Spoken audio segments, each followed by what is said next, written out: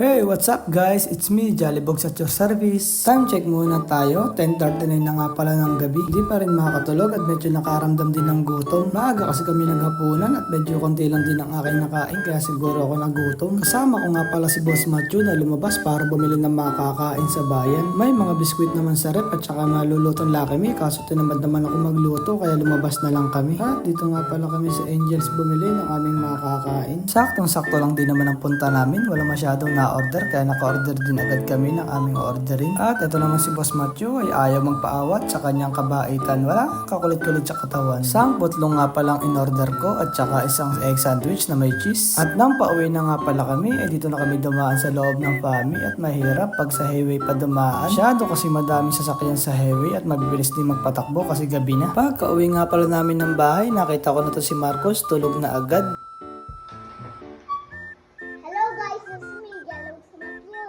Napaglamangan na naman ni Boss Matthew ang kanyang kapatid na si Marcos. At hanggang dito na lang ulit mga ka-Jollybox. Hanggang sa muli. Salamat!